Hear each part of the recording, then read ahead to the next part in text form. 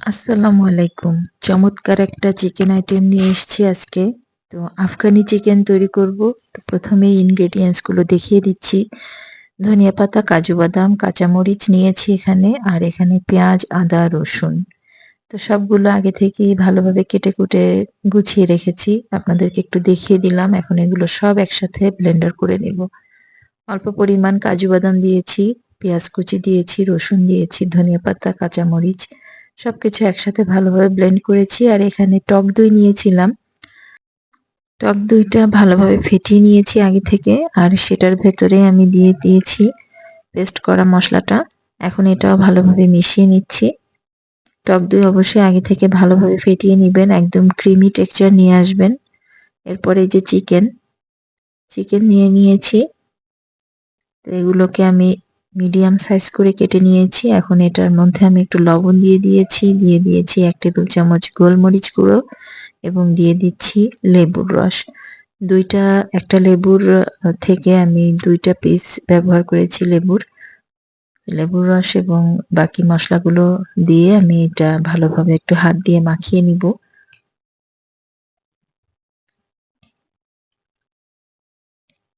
এরপর ভালোভাবে হাত দিয়ে মসলাটা মাখিয়ে নিতে হবে।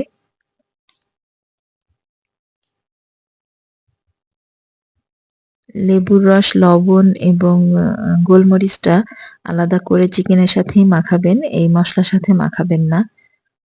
তো বেশি ভালো হয় এটা চিকেনের সাথে মাখিয়ে যদি আপনি ১০ মিনিট ১৫ মিনিট রেখে দিতে পারেন সেটা বেশি ভালো হয়। তো আমি এখানে এই যে মসলার ভেতরে দিয়ে দিলাম, সমস্ত চিকেনগুলো দিয়ে দিয়েছি। এখন এটা ভালোভাবে আমি কোট করে ঢেকে রেখে দিব। তো আপনি যদি এই ম্যারিনেশনটা ০.৫ ঘন্টার জন্য করতে চান, ০.৫ ঘন্টা পরেই রান্না করতে চান তাহলে আপনি কিন্তু এভাবে রেখে দিতে পারেন। তবে আমি কিন্তু একটু লেট করে রান্না করে ফেলেছি।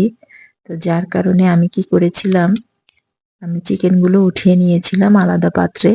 দেখেন এখান থেকে কিন্তু যথেষ্ট পরিমাণ পানি ছেড়েছে। এ কারণে কিন্তু আমি চিকেনটা আলাদা পাত্রে উঠিয়ে নিয়েছি আর বাকি মসলাগুলো আমি এভাবে রেখেছি। এই মসলাটা কিন্তু পানি ছাড়েনি। তো আপনারা ঠিক এই প্রসেসটাই ব্যবহার করবেন। চিকেনটা যদি দীর্ঘ সময়ের জন্য ম্যারিনেট করে রাখেন, অবশ্যই চিকেনটা আলাদাভাবে উঠিয়ে রাখবেন। তা না হলে কিন্তু পানি ছেড়ে দিবে সমস্ত মসলার ভেতরে।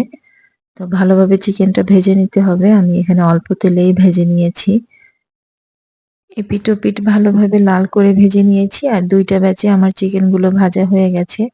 তো পরবর্তী স্টেপে চলে গেলাম। চিকেনটা ভাজা হয়ে যাওয়ার পরে আমি পরিমাণ মতন তেল দিয়েছি আর ২ চা চামচ ঘি ব্যবহার করেছি। এটা ভালোভাবে মিশিয়ে নিচ্ছি মসলার সাথে। বাকি যে এক্সট্রা মসলাগুলো ছিল সব মসলাগুলো দিয়ে দিয়েছি। আর এখন দিয়ে দিয়েছি লবঙ্গ, দারচিনি, এলাচ আর কাসুরি মেথি। কাসুরি মেথিটা হাত দিয়ে ভালোভাবে গুঁড়ো করে দিয়েছি স্বাদমতো লবণ আর একটু হলুদ গুঁড়ো। এটা ভালোভাবে মিশিয়ে নিতে হবে। এখন কিন্তু খুব বেশি আর মসলার প্রয়োজন নাই। এ পর্যায়ে আমি ১ টেবিল চামচ ধনিয়া গুঁড়ো ব্যবহার করেছি। ধনিয়া গুঁড়োটা ভালোভাবে মিশিয়ে নিয়েছি। আর দিয়ে দিলাম গোলমরিচের গুঁড়ো। সাদা এবং কালো ২ টা গোলমরিচই একসাথে গুঁড়ো করে নিয়েছি। এই গোলমরিচ গুঁড়োটা দিয়েছি এবং দিয়েছি ১ টেবিল চামচ গরম মসলার গুঁড়ো। সমস্ত মসলাগুলো দেওয়া শেষ। এখন এগুলো ভালোভাবে মিশিয়ে নিতে হবে এবং মসলাটা খুব ভালোভাবে কষিয়ে নিতে হবে। মসলা এবং তেল আলাদা হয়ে যাওয়া আগ পর্যন্ত মসলাটা ভালোভাবে কষিয়ে নিতে হবে। মসলা কষানো হয়ে গেছে, চিকেনগুলো এখন দিয়ে দিব মসলার ভেতরে। এই রান্নাটার প্রসেসিংটা কিন্তু খুবই সহজ। সহজ উপায়ে রান্না এবং ঘরে থাকা উপকরণেই কিন্তু রান্নাটা করা যায়। এত সহজভাবে রান্নাটা করা যায় আর এটা কিন্তু খেতে খুবই দারুণ লাগে। আপনি সাদা ভাত থেকে শুরু করে সব খাবারের সঙ্গেই কিন্তু এই খাবারটা খেতে পারবেন।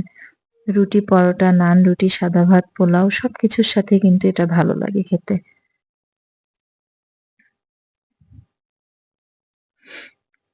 চিকেনগুলো যেহেতু আগে থেকে ভাজা ছিল আর মসলাটাও খুব ভালোভাবে কষিয়ে নেওয়া হয়েছে, যার কারণে এরকম এই অবস্থায় কিন্তু খুব বেশি সময় চুলার উপরে রেখে রান্না করার প্রয়োজন নাই।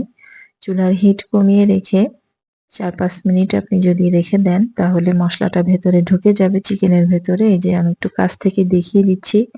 আমার রান্নাটা কিন্তু প্রায় শেষ। চুলার আঁচ কিন্তু একদম কমিয়ে দিয়েছি।